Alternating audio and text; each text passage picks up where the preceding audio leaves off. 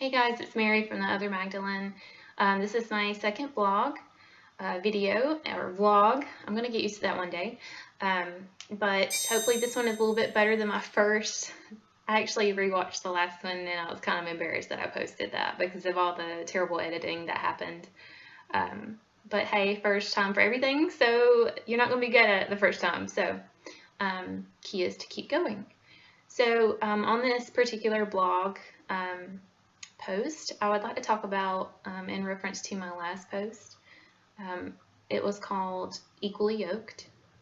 There's a very good message in there for people that are looking for the perfect man or the fantasy of who are we looking for as a partner, and kind of getting rid of what we have as a checklist, really, of who we're looking for in life. So in regards to that, I was going to talk about how we should be looking at the person as a whole and who they are down to their core versus where they're coming from in background wise or who they claim to be religious wise, and kind of look at who the person is in their heart and not falling for the myths that we've kind of been told all of our lives of who we should be with, and who we should be looking for in terms of a husband or a wife. I would like to start a little bit about kind of my experience with that. So I'm not going to, of course, kind of articulate anyone in particular.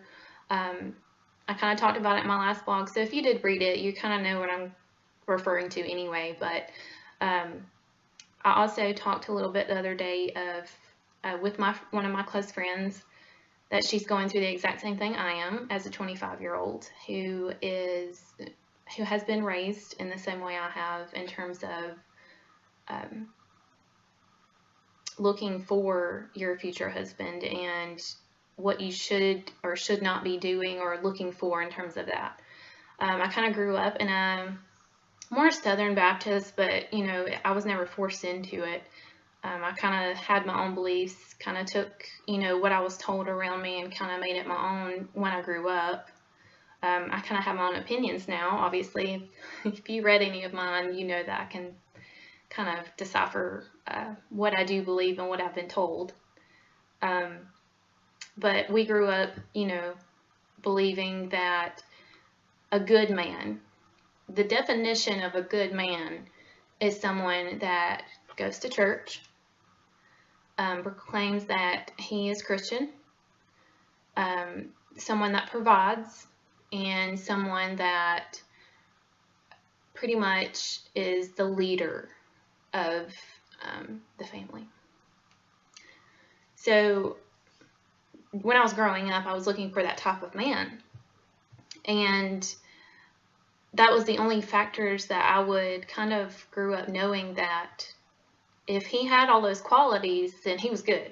He's a great man. Then he's automatically good in my book. Like, I'm good, I'm safe. He would make a good partner.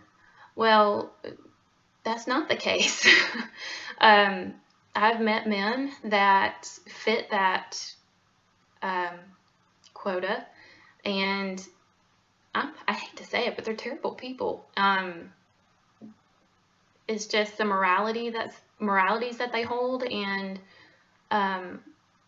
deep down they were not what they professed to be. So it kind of turned into, okay, am I looking for an actual genuine good man in terms of qualities like treating me as a woman, a lady, or treating me with respect, someone that upholds my needs as well as their own,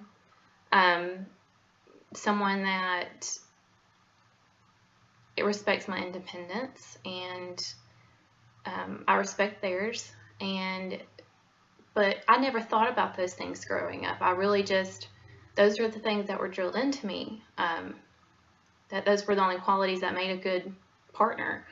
And any other man that did not have those qualities of going to church, being a leader, being a follower of Christ, and the genuine Southern Baptist qualities of a man should be, that they were just bad. Like, they were automatically just crossed off the list, and you're going to hell, or that man is going to be a weak man in the eyes of others, and he's going to be toxic to me, and he's going to ruin me. And those are the kind of things that were kind of put in front of our faces, that you should not date a man that does not proclaim those things, or doesn't go to church, or anything of those nature. And that's not true at all. I have dated a man that was agnostic, and he's treated me better than any of the others I've dated. He's treated me with respect, and he has treated me like a lady, and it is kind of almost questionable in terms of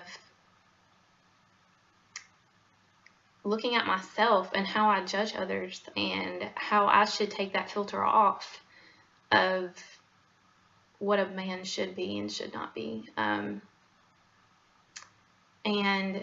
my close friend that I've been talking to, she's going through the same thing.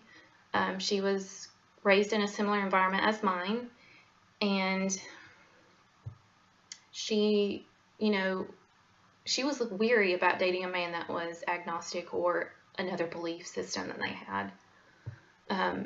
And she automatically had those bad feelings of, no, I shouldn't go there, or I don't know about this. This isn't, no. And years later, they're getting married. So you kind of question things that you've been told all your life, that a good person is so. Whereas the ones that are not on that checklist they're bad automatically. And it just shouldn't be that way, especially with young women. You're going to set them up they're going to date that man that you tell, oh, he's a Christian man. He's, a priest at a church. And that priest could be abusive. He could be downright just awful. But, in her mind, she's like, well, he's a good man. It'll be okay. Jesus forgives. They're always going to have that in the back of their mind, and it just, they're not going to find someone that treats them the way they should be treated, granted of whatever they proclaim that they believe. And I just hope you guys kind of got a message out of what I've been through, and kind of take it into consideration that just because they proclaim to believe something does not mean that they live it out, or they truly ingrain it in themselves to be that way. And just because they're a different belief system from you, or from a different background than you, does not mean that they're a terrible person. They could actually be the greatest person you've ever met. So I hope this vlog was a little bit better than my first. And if not, then, so be it. But keep trying, and I love you guys. Thanks. Bye.